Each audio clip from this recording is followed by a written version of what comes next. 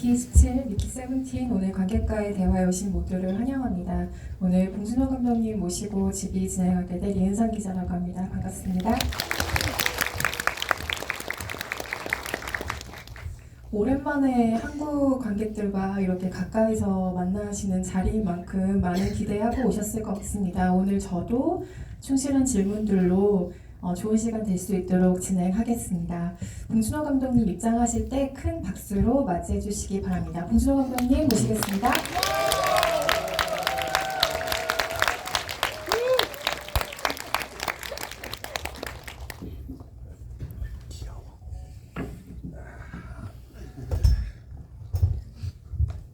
네, 2월 28일에 개봉한 2월 마지막 날에 개봉한 미키 17 지금 순항 중에 있는데요. 오늘 가득 채워주신 관객 여러분께 우선 인사 한 말씀 먼저 부탁드리고 본격적으로 시작하겠습니다. 네, 얘기할 준비가 되어 있습니다. 일단 질문도 많이 해주시고요. 네, 감사합니다. 이렇게 와주셔서. 네. 보통 관객과의 대화 시간을 45분, 50분 이렇게 배정받는 경우도 있는데요. 오늘은 그나마 조금 넉넉하게 시간을 받아서 관객석으로 마이크를 넘겨서 질문을 받을 수 있는 시간 또한 제가 다 잘 계산해 두겠습니다. 그 점 감안하셔서 앞에 관련된 이야기들을 들어주시고 좋은 질문들 부탁드리겠고요. 영화는 말하자면 미키 더 익스펜더블이 미키 반스라는 이름을 찾아가는 영화라고 우선 보았습니다. 그래서 미키가 죄의식을 가지고 있는 인물이기도 하고 트라우마가 있는 인물이기도 한데 거기서 한 발짝 나아가서 말하자면 인생의 봄을 맞이하는 성장 스토리이기도 하다는 점에서 반가웠고요. 봉준호 감독님의 8번째 장편 영화라는 점에서는 봉준호 8, 봉준호 8을 다 같이 목격하게 된 작품이기도 합니다. 아주 가벼운 질문부터 하나 먼저 드리려고 하는데요. 내한을 배우들이 굉장히 많이 했었어요. 로버트 패틴슨을 시작으로 이후에 나오미 에키, 마크 러팔로, 스티븐 연이 또 내한을 하기도 했고요. 다들 너무 자연스럽게 하트를 만드는 풍경이 또 관객들에게 굉장히 놀라움을 안기도 했는데 이게 대체 이 영화 현장에서 어디까지 퍼져 있는 문화였는지 좀 궁금하긴 하거든요. 촬영 중에 그런 행동을 한 적은 없었습니다. 근데 이제 홍보가 돌입하자 다들 그거 하더라고요. 네, 저나 우리 한국 배국사 쪽에서 강요하거나 그렇게 교육한 적은 전혀 없습니다. 그렇죠. 유튜브를 보고 한국에 가면 그렇게 해야 된다라고 자연스럽게 즐겁게 생각을 하나 봐요. 네, 워너브라더스 코리아나 저는 절대 강요 내시는 학습시킨 적이 없다는 사실 알아주시기 바라고 뭐 이렇게 하는 거지 이러고 막 베를린 영화제 때도 이제 상영이 끝나고 이제 막 박수 치고 이제 이런 분위기인데 옆에서 툭툭 쳐서 보니까 로버트 패틴슨이 이러고 있는 거야. 그냥 당황해서 어쩔 수 없이 저도 이렇게 했죠. 근데 재밌나 봐요.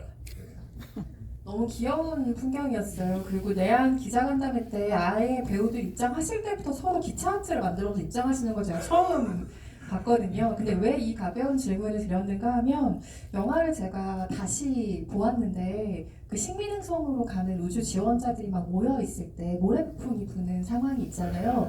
거기에 그 방송용 카메라가 잠깐 와서 사람들을 인터뷰하는 장면이 있는데 거기에 단역분 한 분이 소나트를 만들고 계시더라고요. 그 그래서 여자 보조 맞아요. 출연자분이 이거 하는 게 있어요. 네, 그래서 이 현장에 이미 퍼져 있는 문화인가라는 좀 심심한 그런 궁금증을 가지기도 했고요. 잘 알려져 있다시피 각본은 2021년에 쓰신 작품입니다. 현실 세계와의 접점으로 이 각본의 시기가 또 한번 화제가 많이 되기도 했는데요. 혹시 팬데믹의 여파가 각본 작업에 은연중에 있었을지 한번 여쭤보고 싶습니다. 왜냐하면 미키가 여러 임무를 수행하지만 17까지 오는 과정에서 여러 백신의 실험체가 좀 자주 된다는 인상도 있어서요. 그 이제 행성 도착하면은 그 바이러스 들이마시라고 막 그러잖아요. 그 애를 먼저 내보내가지고 불쌍하게. 그래서 거기 보면 뭐 미키 그 보이스오버의 나레이션에 나오죠. 12, 13, 14 아니 13, 14, 15, 16인가가 이제 그 백신 테스트하면서 가장 미친 듯이 연달아서 막 죽는 장면이 나오는데 죽고 리프린트 되고 또 주사 맞고 또 죽고 리프린트 되고 그때가 이제 시나리오 21년도에 한창 팬데믹 시기에 쓰면서 특히 이 익스펜더블 그러니까 뭐 위험하고 험한 일에 투입이 되는데 심지어 그 중에서도 로봇이나 이제 기계가 할 수 없는 일, 그러니까 사실 생체 실험에 동원돼서 실험실 쥐처럼 사용되는 불쌍하게 그런 사용되는 상황이 이제 가장 그 미키 본인한테는 힘들고 혹독한 뭐 죽는 것 자체가 늘 힘들다고 말을 하지만 그 중에서도 아마 그 실험실 쥐 신세가 되는 게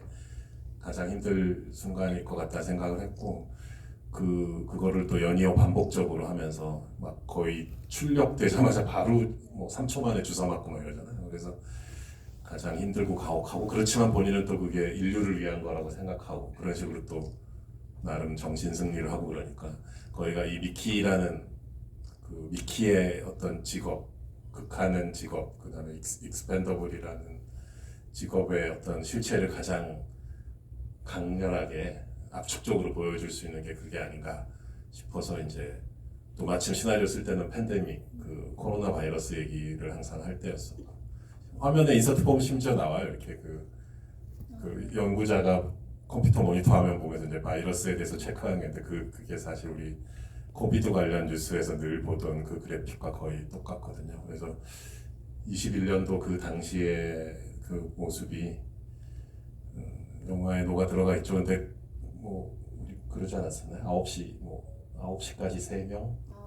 네, 너무 옛날 일 같지 않아요? 이제 까마득하게. 근데 실제 그랬던 시절이 있었잖아요. 우리가 불과 몇 년 전인데. 영화를 처음 볼 때는 미키가 어떤 모습으로 등장을 할까 저도 기대감을 안고 암전 화면을 바라보며 기다렸던 기억이 나는데요. 처음에 영화를 볼 때는 우리가 이 영화의 사건들을 따라가기도 하고 인물을 파악하기도 하잖아요. 다시 영화를 볼 때만이 보이는 어떤 좀 생경한 감각 같은 게 있는데 제가 영화를 다시 봤을 때 가장 좀 인상적으로 다가왔던 건 깨어나는 미키의 모습이었던 것 같아요. 물론 눈에 파묻힌 상태라서 표정이나 이런 게 잘 보이진 않지만 잠에서 깨는 것 같이 보이기도 하고 어떤 상황인지 이젠 알지만 태어나듯이 뭔가 깨어나는 모습 같다는 생각도 다시 보면서 그 첫 장면에 인상을 가지고 있었는데 어떤 이미지로 처음 미키라는 인물을 소개해야 할까 제시해야 할까 아주 많은 고민이 있으셨을 것 같은데 지금과 같은 첫 장면을 선택하신 이유는 무엇일까요?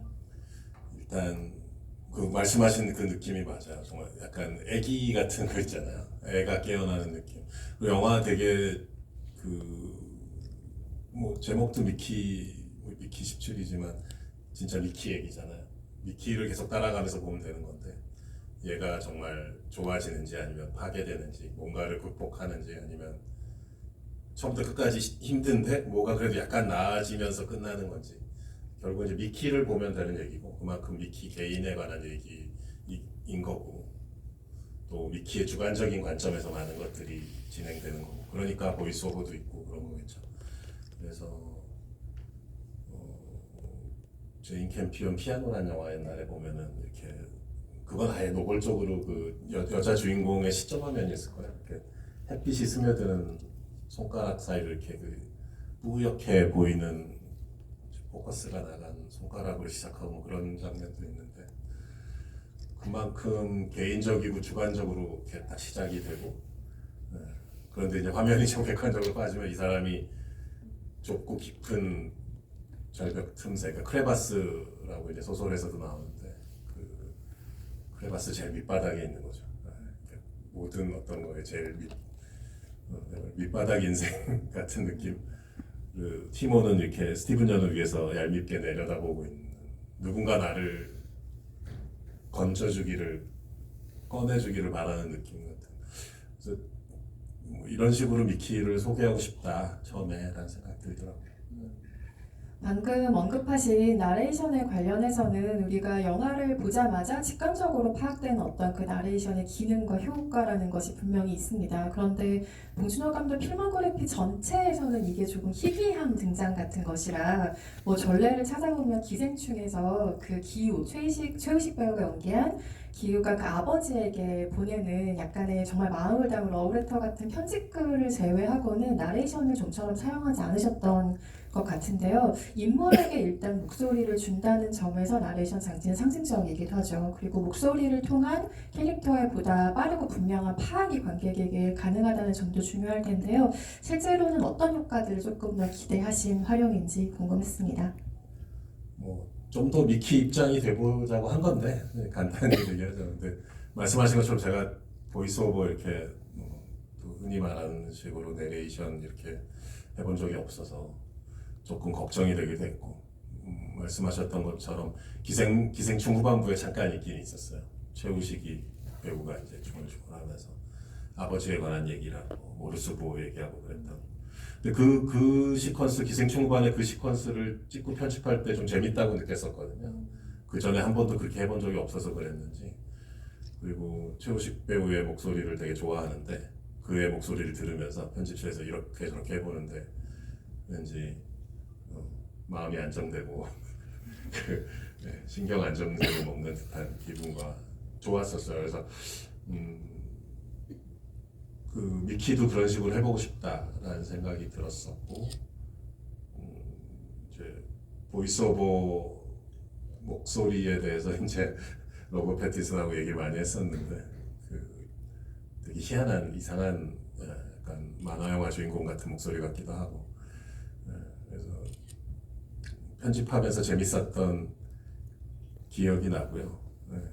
그리고 이제 내용을 보면 미키가 뭐 이렇게 막 얘기하는데 화면이랑 이게 안 맞는 그런 내용들이 있어요. 뭐 막 싸우고 있는데 뭐 되게 좋게만 얘기한다거나, 그리고 화면 속에 자기가 하는 대사랑 주거니 받거니 충돌하는 것 같은 것도 있잖아요. 그 지원 썼을 때 다 읽어보셨죠? 뭐 익스펜더블 읽어보셨죠? 그럼 뭐 네 하는데 바로 보이스오버 나오잖아요. 읽었어야 됐는데 뭐 이런 그런 충돌 같은 거를 단순히 이제 보이스오버가 혼자 막 뭔가를 해설하는 게 아니라 바깥 화면하고 좀 이렇게 같이 호흡을 티키타카를 했으면 좋겠다라는 생각이 있었더랬죠. 네.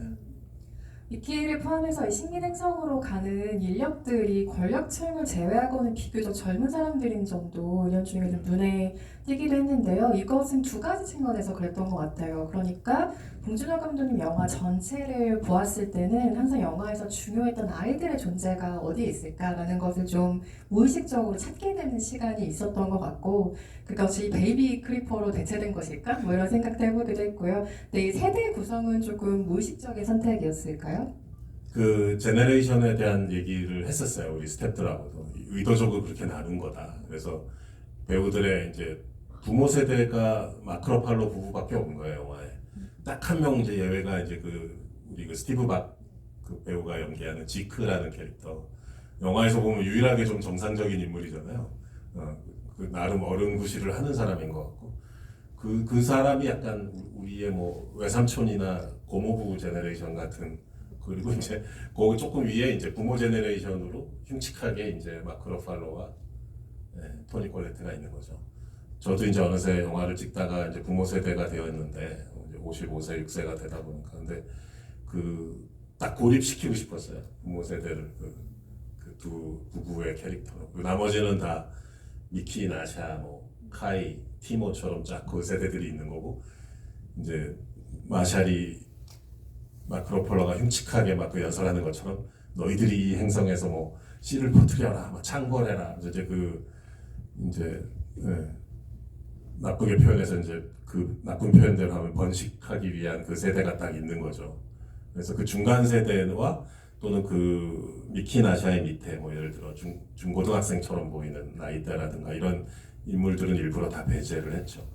그러다 보니까 이제 그런데 이 미키 나샤 세대가 또 젊은 부모 역할을 하는 게 이제 베이비 크리퍼를 안고 뛰어갈 때 조코죠. 루코가 조코의 생명을 구하려고 뛰어갈 때 이제 이들이 젊은 부모의 새로운 세대의 부모의 모습이 되는 거겠죠. 나레이션 이야기를 조금 더 이어가 보면 로버트 패틴슨은 목소리 연기를 항상 참 잘하는 배우이지만 캐릭터에 맞춰서요.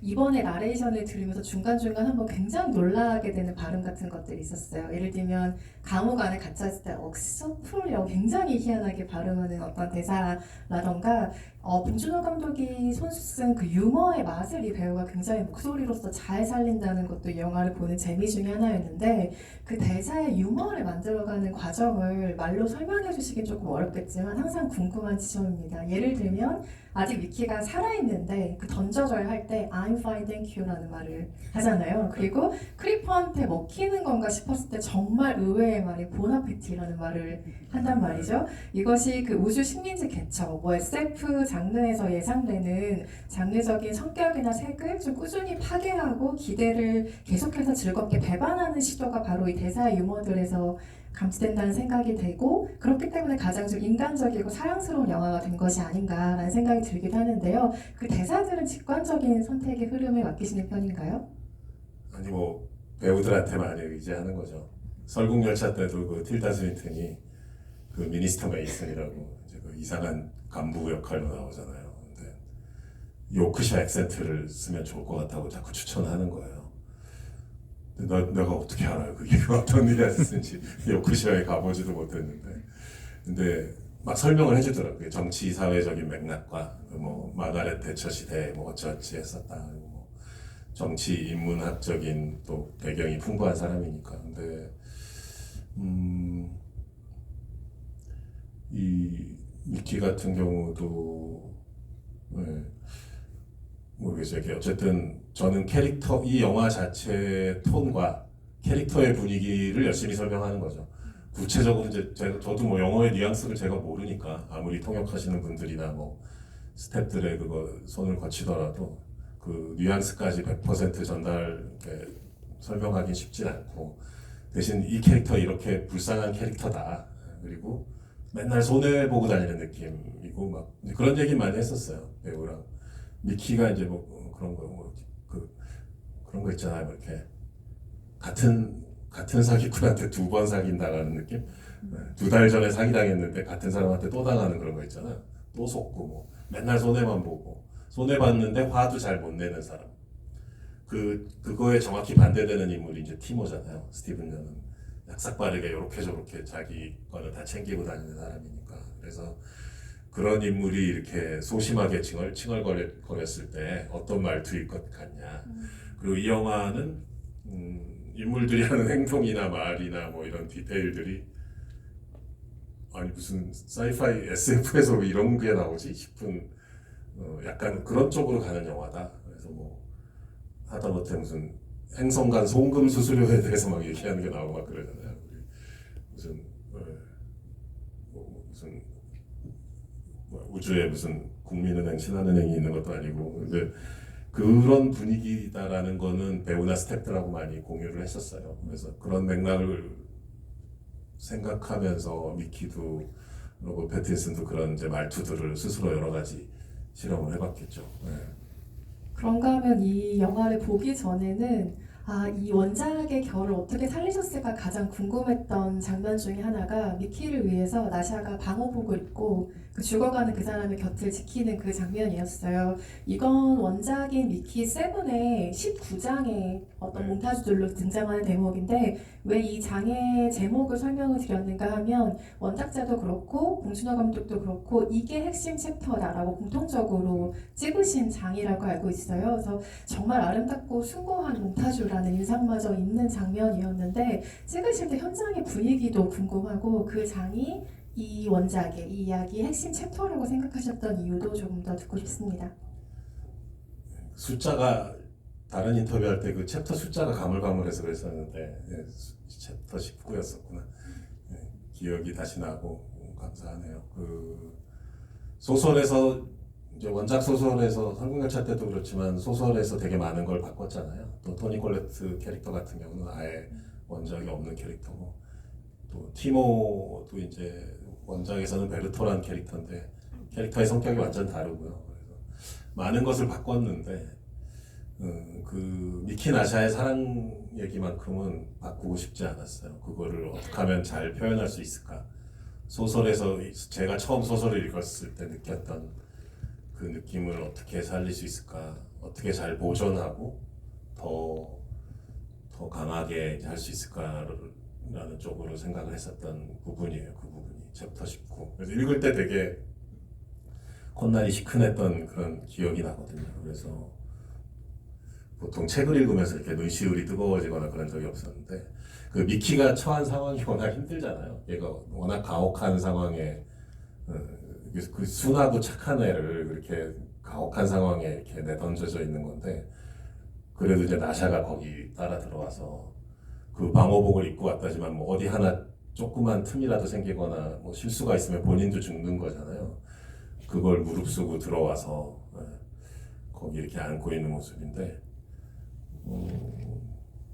영화 이제 시사회 하고서 제 대학 동기랑 또 누구였던 그게 약간 피에타상 그림과 비슷하다라고 이렇게 그 문자를 보내주신 분들이 있었는데 사실 촬영할 때는 그런 생각을 하지는 못했었고요. 거기가 되게 자세를 잡는 것 자체가 되게 어려워요. 이렇게 동그란 유리 탱크잖아요. 거기 두 명이 이렇게 자세를 취하고 앉아야 되는데 이게 사실 별로 선택의 폭이 없어요. 그래서 자연스럽게 피에타 형상이 될 수밖에 없었던 면도 있고, 근데 또 엄마와 아이 같은 느낌이 나기를 바랬던 부분이나 그리고 어떻게 하면 포근하고 밀착된 느낌이 날까? 둘 사이에 그 방호복이 있잖아요.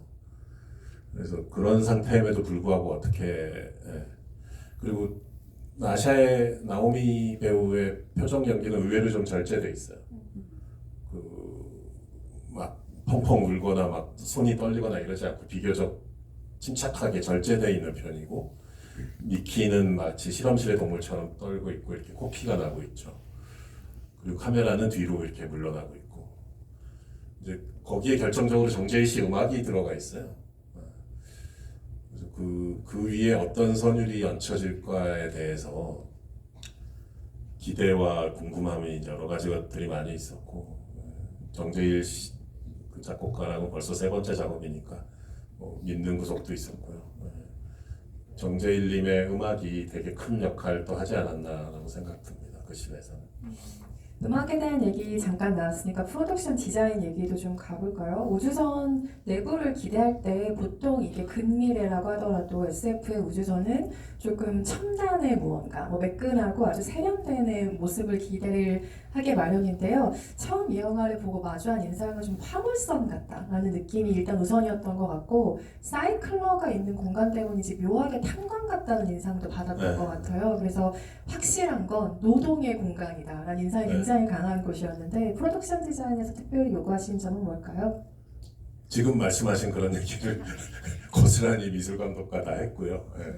워낙 정확하게 말씀해 주셨는데 이게 미키나 나샤나 다 워킹 클래스 노동 계층 그리고 이 소설에 끌렸던 것도 제가 그런 이유이기도 한데 그래서 화물 청소를 그다지 깨끗하게 하지 않는 화물선 또는 약간 후생복지가 별로인 공장 이런 거 있잖아요. 사원 복지 측면에서 좀 점수가 떨어지는 공장 같은 그리고 그런 거친 질감으로 딱 이제 하자. 그리고 이제 제가 몇 차례 인터뷰 때마다 얘기 드렸었는데 예를 들어 여기 오는 코엑스도 그렇고 이제 고급 백화점이나 좋은 호텔 여기 오다 보면 이제 인터컨티넨탈 호텔 있잖아요. 그런 데 가면 다 매클매클 반질반질 하잖아요. 밝고 깨끗하고 막 대리석 깔려 있고 막 예쁘게 데코레이션 되고 그런데 직원 관계자만 스태프 옹리 관계자 외 출입 금지 공간 거기 문을 탁 열면 또는 갑자기 모든 톤이 확 바뀌잖아요. 이렇게 거칠해지면서 이렇게 위에는 파이프 있고 막 전선도 노출돼 있고 이제 그 경계선을 넘는 순간 갑자기 손님을 응대하는 공간과 클라이언트를 받는 공간과 이제 스태프들이 왔다 갔다 하는 건 확 차이 나잖아요. 그래서 그 느낌 얘기를 많이 했어요. 그 공간에 들어갔을 때 느낌. 그래서 이 영화 우주선뿐 아니라 또 주거단지 역할을 하잖아요. 사실 행성에 도착해서도 계속 밖에 이제 아파트를 아직 짓지는 못하고 그 앞 비행기 안에서만 계속 있는 거니까 예를 들어 14시간 비행을 해서 뉴욕까지 갔는데 우리가 JFK 공항에 비행기를 세워놓고 계속 비행기에서 한 몇 달, 1년 생활한다고 생각해보세요. 그것도 사실 되게 답답한 일인데 우리야 이제 공항에서 트렁크를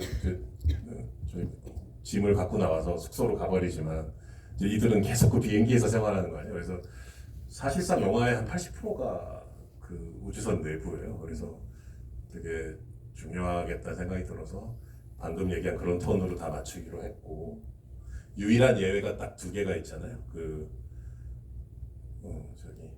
마샬 일파 부부의 컬러 톤도 너무 이상하고 무슨 페르시아 카펫이 깔려 있고 뭐 그런 또 이상한 미술품도 있어요. 뒤에 보면 자세히 나오진 않지만 미술 관련된 일을 하나 보지. 그리고 사모님이 21년도에 쓴 시나리오. 일파 얘기한 겁니다. 일파. 네. 토니 콜레트가 미술품을 모아놨어요 뒤에. 그리고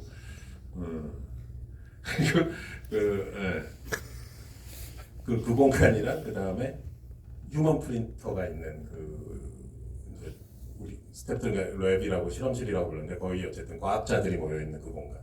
거기가 유일하게 좀 약간 팬시한 SF 영화에서 보던 그런 룩이죠.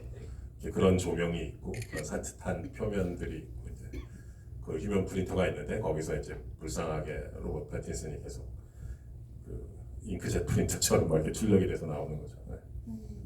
우주선 안에서도 기억해 보시면 복도 장면이 많이 인상 깊게 기억이 나실 것 같아요. 멀티플의 존재가 밝혀진 이후에 그 마샬을 만나러 가는 이들도 복도를 지나가면서 이제 바깥 상황도 알게 되고 어떤 대화를 하게 되죠. 그리고 다른 장면에서도 사실 다수의 복도 장면이 등장을 하는데 아마도 이것은 길게 뻗은 공간을 바라보는 감독의 취향이 여전히 반영된 지적인가라는 생각도 조심스럽게 해봤습니다. 여전히 영화적인 모양, 공간성이라는 생각을 가지고 계신지요?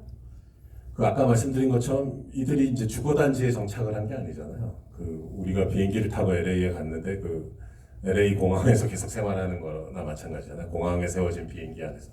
그래서 이곳이 제대로 된 이제 주거의 느낌이 아니라 여전히 불안정하게 우주선 안에서 우주선의 통로를 계속 왔다 갔다 하면서 이제 움직이는 모습 같은 게 필요했기 때문에 통로가 여기저기 설정이 많이 되어 있는데 사실 그 되게 경제적으로 설계한 겁니다. 그래서 재활용된 이런 말 하면 좀 황당하시겠지만 그 예산이 정말 빠듯했거든요. 이게 그냥 1억 2천만 불이니까 이제 요즘 환율로 1,600억이니까 이제 한국 영화 제작 기준으로 했을 때 으악 1,600억인데 사실은 이제 그 예산의 상당 부분이 이 예산의 상당 부분을 먹어치운 분들이 우리 크리퍼들이에요.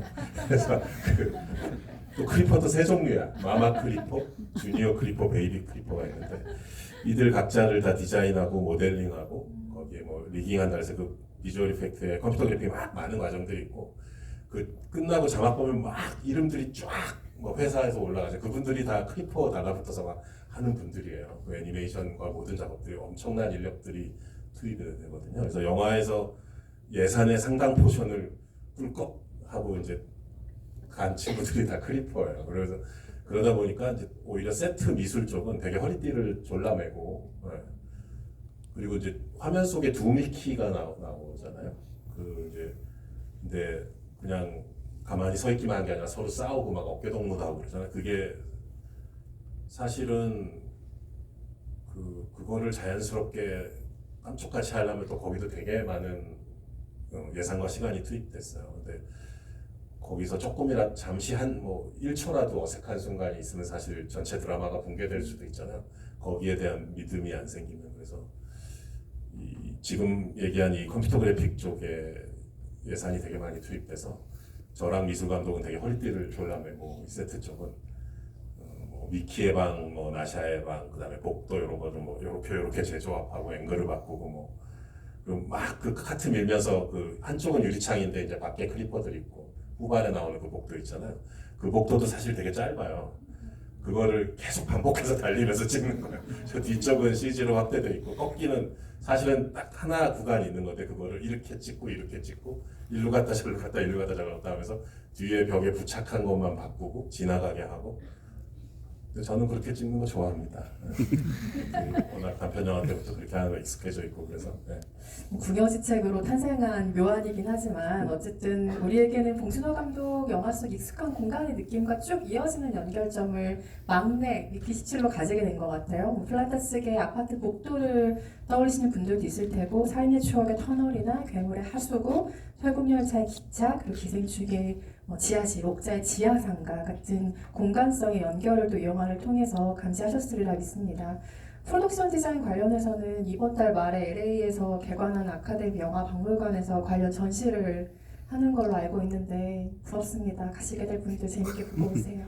근데 미키 관련된 전시는 내년부터 그 내용이 들어간다 하더라고요. 그 내년 오스카가 끝나고 나서 그러니까 올 그 해당 투표 연도에 해당하는 작품을 거기 전시할 수는 없다고 하더라고요. 그래서 이번 달에 오픈을 하는데 내년 3월까지는 이제 기생충까지의 전시물들만 전시가 되고 27년까지 전시를 하는데 뭐 26년 3월부터 이제 미키 17의 뭐 소품이나 뭐 여러 가지 뭐 재미있는 것들이 들어간다고 하더라고요. 네.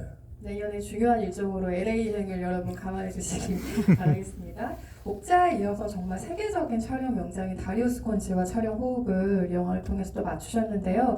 배우들이 촬영 경험을 이야기할 때 스토리보드를 활용했던 것을 인상적으로 또 공통적으로 꼽아주셨기에 생긴 궁금증인데 다리우스 콘치와 촬영을 하실 때는 그 스토리보드가 어떤 방식으로 활용이 되는지 촬영에 있어서 그는 그 부분에 어느 정도로 열려 있는지 이것도 궁금하더라고요. 그 어디를 어떻게 찍고 카메라가 어느 위치에 있고 뭐 어떤 사이즈로 찍고 카메라가 이렇게 움직여야 된다는 이제 설계도가 있는 건데 그렇다고 그게 구체적으로 거기에 뭐 빛과 그림자를 어떻게 세팅을 하고 뭐 카메라의 렌즈를 어떻게 선택하고 이런 건 사실 촬영 감독의 몫이고 저와 촬영 감독이 의논해서 하는 거기 때문에 그 기초적인 그 설계도가 던져졌다고 해서 사실 뭐 촬영 감독이 할 일이 없어지거나 이런 건 전혀 아니잖아요. 네.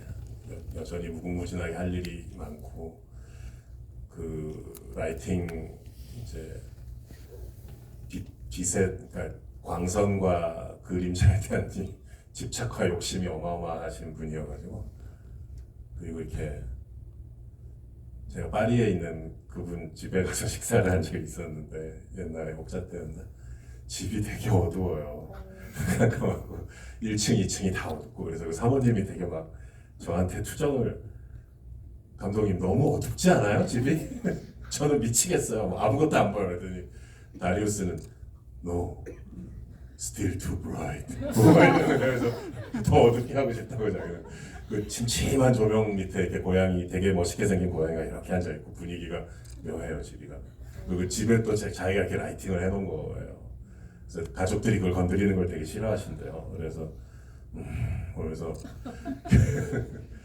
사실 자세히 보면 첫 장면에 그 미키 등장할 때도 보면 그 얼음 그 크레바스 안에 그렇게 밝지가 않잖아요. 뭐 크레바스 속이니까 당연히. 근데 거기 틈새 이렇게 가는 빛이 들어와 있는데 그게 또 일반적으로 하는 것처럼 배우의 얼굴을 딱 때리고 있지 않아요. 이렇게 어깨랑 옆으로 빗나가 있거든요. 처음에는 저거 약간 답답하지 않을까?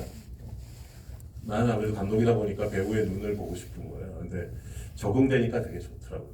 빛이 저렇게 빗나가 있다는 게 가뜩이나 애가 그 추운 곳에 이렇게 밑바닥에 있는데 한 뼘 햇빛 조각도 이제 걔를 빗나가 있는 거죠. 근데 그 느낌이 이렇게 그리고 얼굴의 전체적인 것들은 이제 그 안에 그 눈과 얼음에 의해서 반사된 것들이 되게 은은하게 얼굴과 손에 묻어 있고 그런 것인데 그런 거에 대해서 워낙 예민한 분이고 장비 뭐 모든 촬영 감독 홍경표 촬영 감독님도 마찬가지지만 보면 장비 욕심이 또 어마어마하셔가지고 프로듀서 분들하고 많이 싸우세요. 엄청 고가의 귀한 장비들을 막 꽉 움켜쥐고 안 놓으시거든요. 그리고 그런 저는 이제 뒤에서 그런 걸 보면서 이렇게 잘한다 이러면서 저는 제가 나서서 굳이 싸울 필요 없이 이제 프로듀서님들은 되게 곤혹스러워하세요. 근데 워낙 고집이 세셔가지고 그리고 뭐 엄청난 장비들을 홀드해 놓은 상태에서 일주일간 사실 한 번도 사용하지 않은 거죠. 여러 가지 그 장비를 놓고 고민하시면서 예를 들면 그래서 그런 사실을 알게 되면 프로듀서들은 또 막 고통의 한숨을 쉬죠. 그럼 이 장비 반납하고 싶어요. 막 그러면은 안 된다고. 다음 주 수요일쯤 쓰게 될지도 모르고. 더 절대 반납하면 가만두지 않을 거야. 네. 그런 고집이 있으시니까 또. 네. 아니, 처음에는 이건 그냥 혼자 개그로 생각한 건데 혹시 다리우스 블랭크의 이름을 다리우스 콘지에서 따오신 걸까요? 그도 예술적인 촬영에 감화된 캐릭터잖아요. 마치 그런데 진짜 사치업자 되게 싫어하시더라고요 그거에 다리우스 왜 다리우스인 거야 그래서 뭐 근데 원작 소설에 있어요 원작 소설에 그 다리우스의 이름이 그래서 아니 소설에 있는 거다라고 내가 딱 잡아뜯죠 했더니 되게 괴로워하시더라고요 의외로 그런 거를 또 민감하시대 그래서 근데 바꾸진 않았어요. 이름을 그대로 사용했지만 바꿀 수도 있지만 굳이 바꾸지 않았다.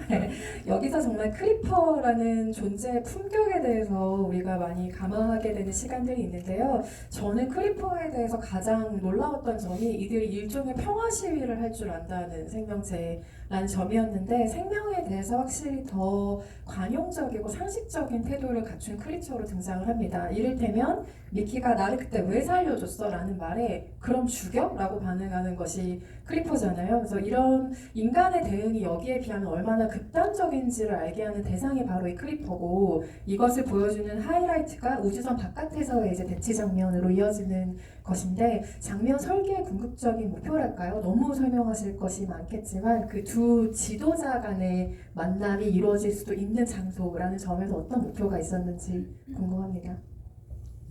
그 우리들 만든 그 윤가은 감독님이 또 그 대사를 얘기를 하셨어요. 영화를 보고 나서 그럼 죽여라는 그 마마 크리퍼 대사가 너무 인상적이었다고.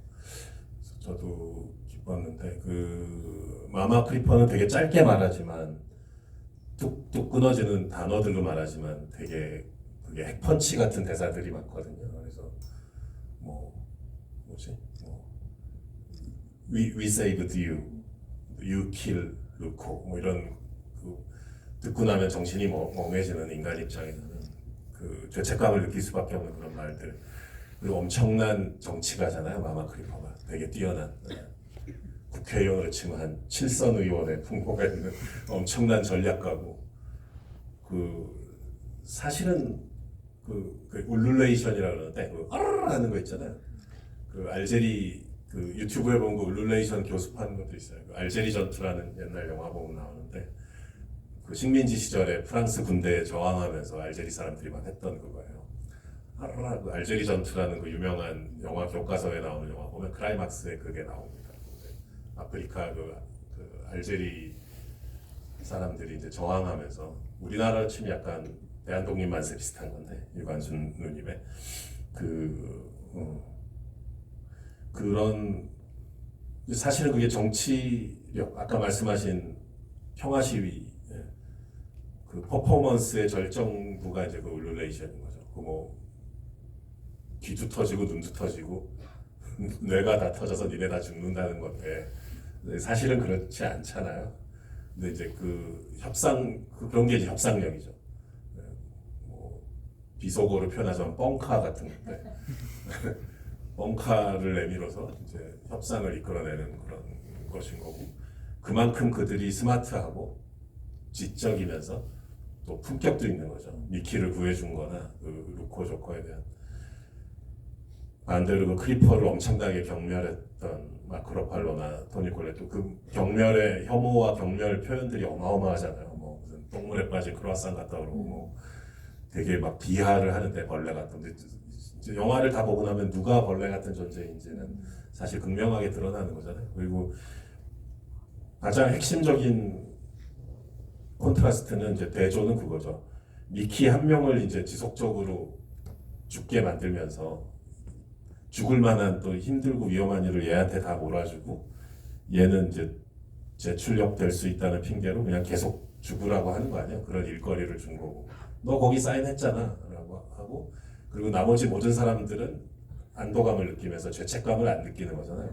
쟤는 저게 일인데 뭐 그런 약간 비겁한 입장이고 크리퍼들은 그 조코 하나를 구하기 위해서 모든 구성원이 다 이제 서론으로 뛰쳐나와서 말씀하신 그런 평화 시위 내지는 되게 웅장한 퍼포먼스를 펼치는 거잖아요. 그래서 너무 대조적이죠. 정확히 하나를 위해서 모두가 하나를 핑계로 모두 비겁해지는 한 그룹이 있는 거고 하나를 구하기 위해서 모두가 뛰쳐나오는 그룹이 있기 때문에 어디가 더 존중받을 만한 공동체인지는 뭐 분명히 드러나는 거죠.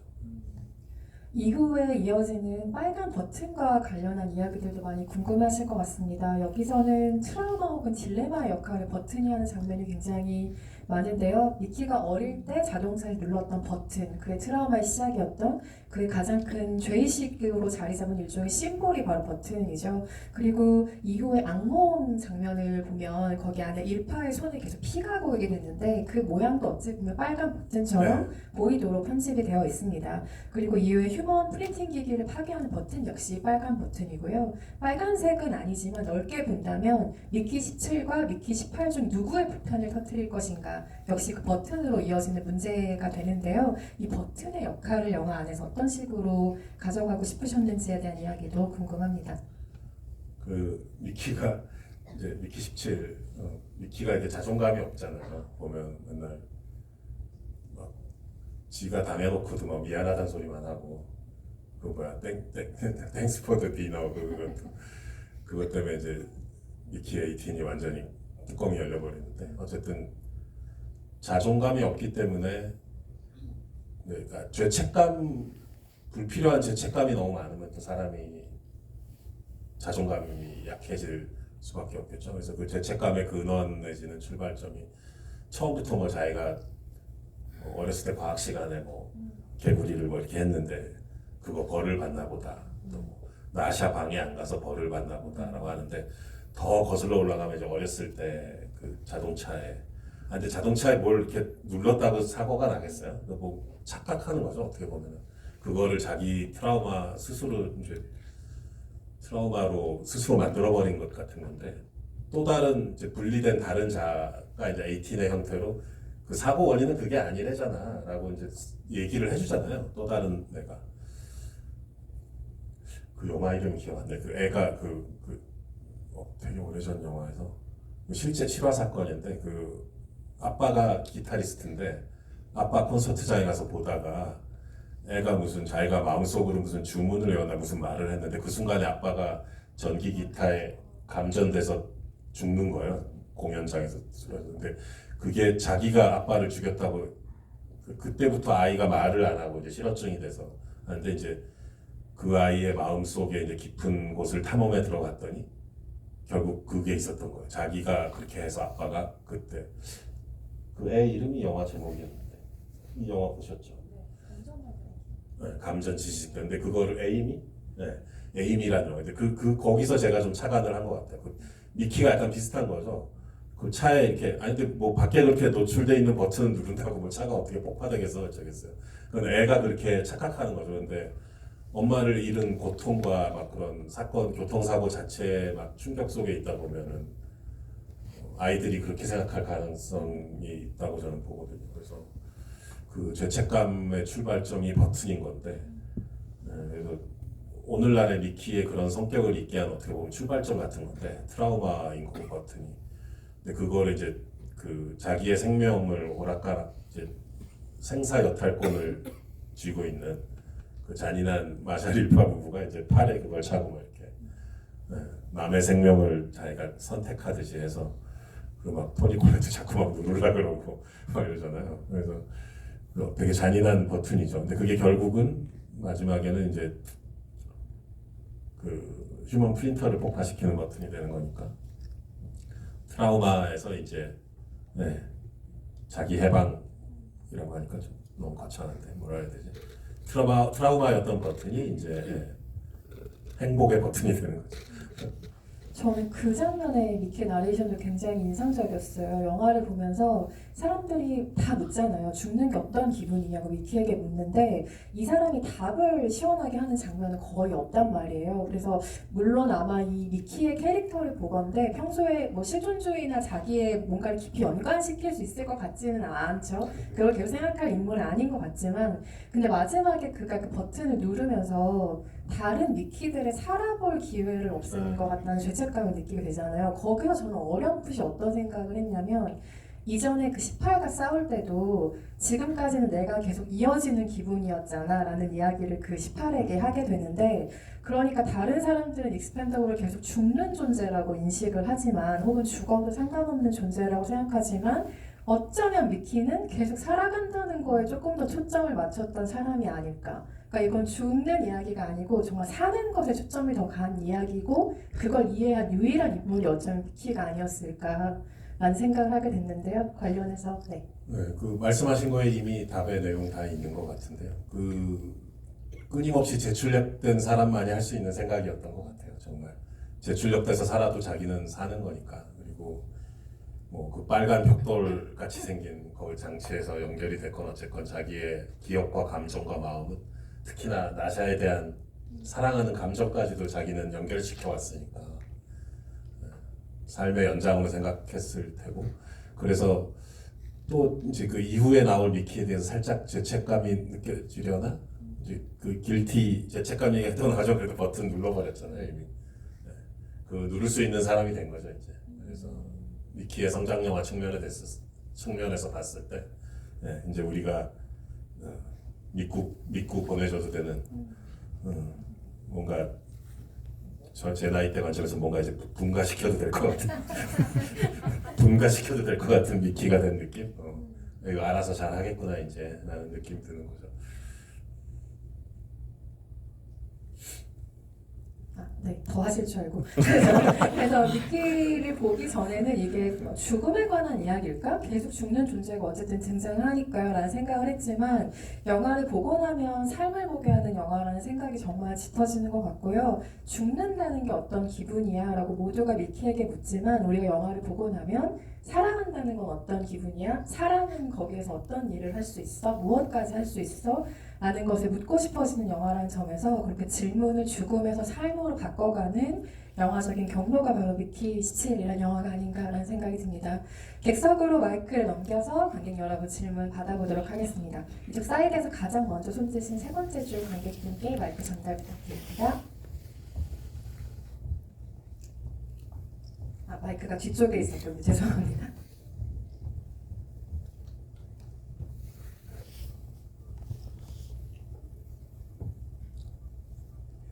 네, 안녕하세요 감독님.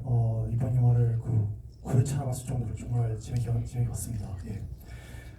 질문 드릴 게, 감독님은 주로 그런 가장 최근에 만든 한국 영화니까 기생충까지 봤을 때 주로 좀 철저하게 좀 현실적으로 영화를 좀 만드시고, 또 결국엔 그 영화에 좀 비참하고 좀 파국을 주로 그리면서 그렇게 해서 영화의 엔딩을 마무리하는 식으로 영화를 항상 만들어 오셨는데, 근데 이번에는 좀 철저할 정도로 평화와 공존, 그리고 상대방에 대한 그런 존엄성을 주로 다루면서, 결국 영화에서는 감독님 영화 중 최초로 완벽하게 해피엔딩을 맞이하면서 영화가 끝나게 되는데, 이렇게 연출하신 게 좀 의도한 바가 있는지 좀 궁금합니다.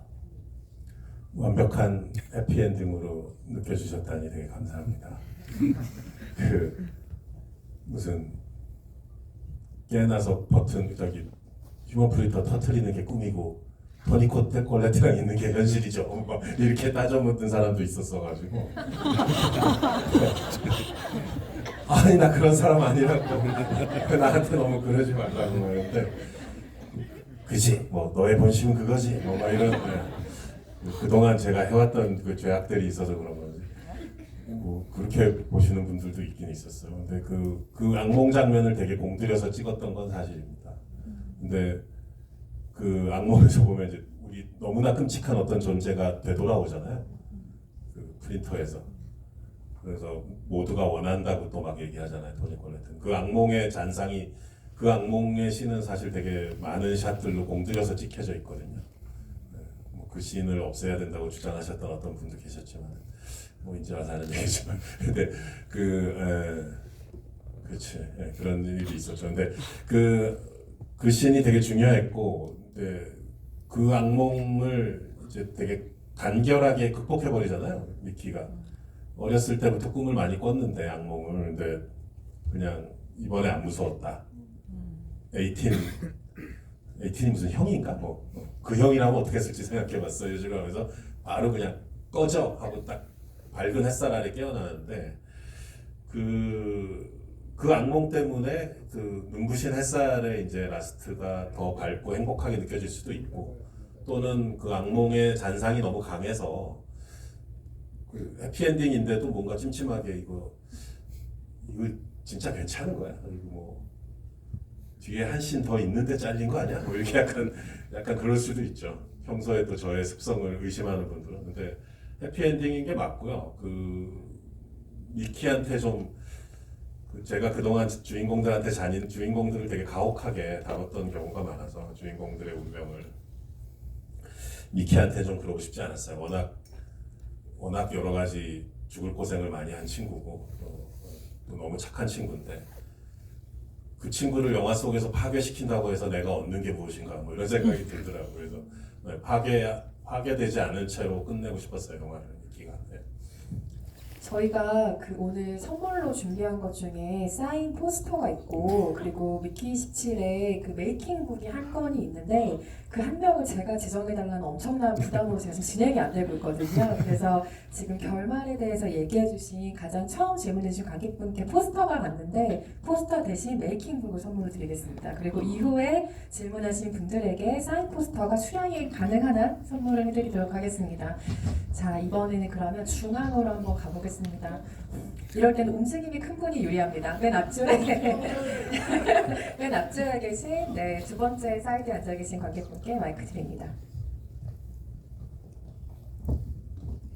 사인 포스터는 봉준호 감독님과 로버트 패틴슨이 사인한 버전입니다. 네, 질문 기회 주셔서 너무 감사합니다. 저는 이 영화는 어떤 조건이어야 인간일 수 있는지에 대해서 좀 끊임없이 질문한 영화라고 봤는데요. 이제 마크 러팔로는 죽는 게 두렵다면 너도 인간이다라고 얘기를 할 정도로 뭔가 어떻게 하면 인간이 될 수 있는지에 대한 질문을 계속해서 하는 것 같아요. 그리고 미키 17은 그보다 사랑을 할 수 있어야 인간이다라고 생각했던 것 같은데, 이 영화를 만들 때나 혹은 평소에 감독님께서 생각하시는 인간일 수 있는 조건이 무엇인지 좀 궁금합니다.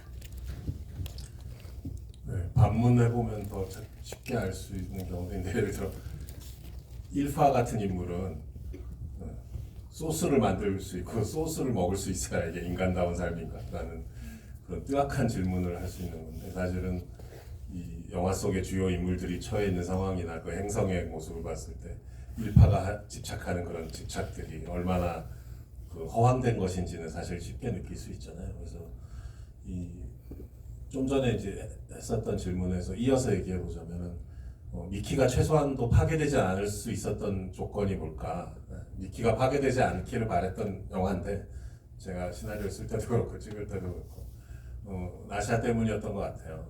그래서 그렇다고 뭐 사랑 만병통치약 이론을 뭐 피려는 건 아닌데, 그것이 남아 있어야 되지 않을까? 그 둘러싼 상황이 뭐 좋은 게 사실 하나도 없잖아요. 그 공동체의 모습, 또 그 공동체의 약간 최악의 지도자 같은 사람이 있고, 또 상당히 그 식단신에서 보면 상당히 한 다수가 또 그를 지지하잖아요. 그런 커뮤니티 속에 이렇게 던져져 있는 건데, 미키가. 그리고 그 인간은 먹고 하루 세끼 밥 먹는 게 제일 중요한데, 이상한 무슨 건설 장비 같은 것에서 이상한 회색죽 같은 게 찍 나오잖아요. 네. 그 되게 흉측한데, 물론 제가 그렇게 하라고 만든 거지만 그런 걸 먹으면서 그런 식판에 줄을 서서, 식당에는 의자도 부족하고, 그런 모든 여건 속에서 사채업자의 전기톱에 잘리기 싫어서 그런 호롤단신 그런 곳으로 떠나는 건데, 그 먼 행성으로. 나샤가 없었다면 정말 어땠을까? 그게 뭐 사랑이면 다 만사 오케이야 라는 식의 그냥 순진무구한 주장을 하려는 건 아닌데, 그것마저 없었더라면 어떻게 했었을까라는 생각은 해볼 수 있잖아요. 우리가 이 모든 최악의 상황들 속에서. 그래서 그게 되게 간절한 부분인 것 같고, 그 복잡한 정치 사회학적인 틀을 갖다 대지 않더라도 사랑을 가로막는, 일상을 가로막는 게 무엇인가에 대해서 우리는 피부로 느낄 때가 많이 있잖아요. 그게 뭐 법률이건 정치적인 시스템이건 사회적인 작동 메커니즘이건 간에 최근의 일들로 아마 우리 겪어보지 않았을까요? 지금 그래도 우리가 일상을 유지하면서 와서 영화도 보고 그러니까 되게 기쁜데 이제 그런 것들이 쉽게 붕괴될 수도 있다라는 거를 이제 체험해 보게 되면은 되게 공포스럽죠. 그래서 사랑 그 자체가 뭐 만사형통이라는 주장은 아니지만 무엇이 우리 일상과 사랑을 방해하는가, 어떻게 하면 그것을 우리가 극복 또는 피해갈 수 있냐를 따져보면 우리가 최소한의 인간답게 살 수 있는 조건이 뭔지는 아마 저절로 답이 나올 것 같습니다. 다음 질문도 받아보겠습니다. 이쪽 사이드로 또 가야겠죠? 뭘 들고 계신 거죠? 뭔가 흔들고 계신 분께 마이크 전달드립니다. 포스터인가요? 일단 항상 건강하게 좋은 작품 만드시면 감사하겠습니다. 항상 건강하시고 제가 감독님의 작품을 쭉 보면서 항상 느끼는 게 뭔가 이제 마무리에 이제 그 관객들한테 독백하는 시간을 좀 주시는 것 같은데 개인적으로 이번 작품에서는 이제 관객들이 이제 어떤 점을 좀 주로 느꼈으면 좋겠고 그리고 만약에 가볍게 이제 봉준호 감독님께서는 미래 사회가 혹시 이런 미키 17 같은 이런 환경이 될 수도 약간 그 미래 사회 뭐 그냥 간단히 어떻게 다가올지 그런 좀 견해가 궁금합니다. 죄송합니다. 말 좀 해줘서. 네, 근데 정확히 이해했습니다. 어떤 질문 하셨는지. 그 미래, 네, 제가 뭐 미래학자들처럼 뭐 미래를 예견할 수 있는 것도 아니고 미래는커녕 지나간 일, 실제 겪은 일, 과거의 일도 과연 정확히 해석이나 분석을 하고 있는지 잘 모르게 의심스러울 때도 많고요. 스스로 늘 혼란스럽죠. 하루하루 혼란 속에 살고 있습니다. 이 큰 혼란 속에서 그나마 뭔가 작은 어떤 그것이 논리적이지는 못할지라도 직관적일지라도 우리가 붙잡을 수 있는 어떤 우리가 의지할 수 있는 기댈 수 있는 뭔가 희망적으로 기댈 수 있는 구석이 그나마 있다면 뭘까를 찾아보는 마음으로 미키 17 시나리오도 쓰고 영화도 찍었던 것 같고요. 좀 전에 요 앞에 질문하셨던 분의 이제 인간의 최소한의 조건과 이제 사랑에 관한 얘기를 드렸잖아요. 그것과 비슷한 부분인 것 같아요. 이제 요즘 뭐 유튜브만 키면 다 AI 얘기 나오고 뭐 그것이 주는 달콤한 미래상과 또 공포감과 이런 것들이 막 뒤엉켜 있잖아요. 두 가지가 다. 그래서 영화에서도 보면은 뭐 휴먼 프린팅 기술에 대해서 미키가 본인은 몰라 그 기술에 대해서. 우리도 사실 자동차 어떻게 만드는지 모르지만 자동차 타고 다니잖아요. 운전은 잘하지만 이제 본네트를 여는 순간 그 다음부터는 모르잖아요, 사실. 테크놀로지를 모르면서 이제 아주 일상적으로 쓰고 있거든요. 이제 AI도 그렇게 뭐 이미 챗GPT를 쓰고 있고 뭐 그러지만은 근데 이제 그 본네트를 열었을 때 이상으로 이제 그 우리가 모르는 영역이 아주 광대하고 거대하고 점점 더 이제 어마어마해지는데 그게 우리 생활이나 삶을 규정하게 되고 오히려 이제 우리가 끌려다니게 되고 이런 사실 좀 비관적이고 무서운 생각이 많이 듭니다. 근데 이제 영화 속의 미키처럼 그런 와중에도 또 나름 사랑할 것도 하고 힘겹지만 먹을 것도 먹고 자고 하면서 그래도 또 꾸역꾸역 최소한의 살아갈 수는 있겠지. 나름 좀 신락 같은 희망을 또 가져보는 그게 제가 균형 잡을 수 있는 최후의 균형인 것 같고 희망에 찬 미래를 그리는 것은 이제 희망에만 가득 찬 제 미래를 그리는다는 것은 되게 오히려 무책임한 일일 것 같아요. 미래에 우리가 겪게 될 혼란이나 공포도 솔직하게 그려야 아까 말씀드렸던 마지막에 그 악몽 시퀀스처럼 결국은 인간의 문제이기 때문에 그 부분을 명백히 끌어안은 상태에서 이런 힘든 와중에도 어떻게 해야 살 수 있을까를 그나마 좀 찾아보는 게 창작하는 사람으로서의 도리가 아닐까 하는 생각을 합니다. 원래는 마무리를 해야 되는데 만약에 짧은 질문과 답변 1분 안에 가능하다면 한 번만 더 받아보겠습니다. 네네네. 저요하신 분. 네. 마이크 전달드립니다. 안녕하십니까 감독님. 저는 영화에서 그 차에 그 찻잎이 나오잖아요. 그 차랑 주인공이랑 혹시 연관성이 있는지 그에 대해 보고 싶습니다. 왜냐면 제가 봤을 때 그 차가 처음에는 시들해졌다가 물이 닿으면 생명력을 얻듯이 꽃차 네, 맞죠. 니키도 처음에는 그 연구를 당하면서 되게 시들시들해졌다가 나중에는 이제 파괴를 하면서 생명력을 얻는 것 같아가지고 혹시 연관성 있는지 여쭤보세요. 카이가 차를 줬죠. 카이란 인물이 좀 묘합니다. 마샬한테 되게 당신 나를 자궁으로 보는 거야? 이러면서 되게 당차게 대들 때는 또 강력한데 또 마샬이 뭐라 하면 또 되게 쉽게 순응하는, 저 친구는 시스템에 순응하는 체질인지 아니면은 아주 당돌하게 대들 수 있는 사람인지. 물론 제가 묘사한 인물임에도 불구하고 되게 기묘한.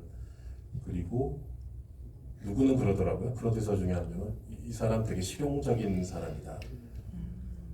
프랙티컬한, 매사에 접근이 그런 거고 그때 자기가 원하는 거에만 되게 솔직한 친구다. 근데 그걸 나쁘다고 할 수는 없지 않는가. 뭐 이런 얘기들이 있었어요. 그리고 성적 취향도 되게 폭넓게 열려 있는 것 같고 마지막에 이제 그 친해져 있는 친구분 모습을 보면 그래서 오히려 영화상에 그렇게 돌출되거나 이제 나샤처럼 스토리를 이끌어가는 캐릭터는 아니지만 저 미래 시대에 저런 되게 흔한 또는 일반적인 그런 캐릭터의 모습일 수 있지 않을까 라는 생각을 했었고, 그런 카이가 이제 지구에서 가져온 귀한 거라면서 그 꽃차를 타주잖아요. 아까 얘기한 그 식판에 그 이상한 회색 죽 같은 거 그런 거 먹는 동네인데 거기가 우주선이, 거기서 그 카이의 귀한 마음을 이제 그래서 그 이제 쓰리썸이라고 할 수는 없지만 어쨌든 두 미키와 사랑을 나누는데 그 차를 들고 왔잖아요 카이가. 카이 입장에서 되게 그 차를 미키한테 주고 싶어서 왔는데 되게 마음에 좀 작은 상처도 되고 약간 그 되게 섭섭했을 것 같아요 카이 입장에서. 그래서 그때 이렇게 차 안에서 뱅뱅 도는 그 피어져 있는 꽃이 나오는데 그런 지금 말씀드린 맥락에서 찍었고요. 그 꽃을 미키라고 생각해 본 적은 솔직히는 없었습니다. 네, 그런 질문을 해주셔서 감사합니다.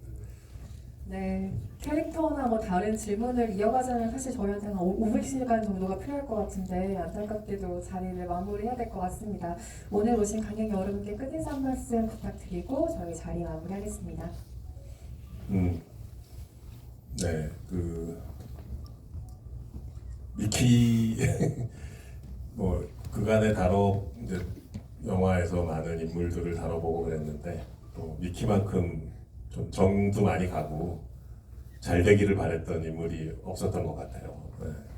그 동안에 좀 냉정하게 봤었던 경우들이 많이 있었는데 제 영화에 나왔던 인물들에 대해서 그래서 여러분들도 그런 마음을 같이 나눌 수 있었으면 좋겠습니다. 미키를 보면서 감사드립니다. 네, 앞으로도 계속 이어질 미키17의 행복에 많은 응원 부탁드리고 김준호 감독님 만수무강하십시오. 좋은 영화 만들어주십시오. 감사합니다.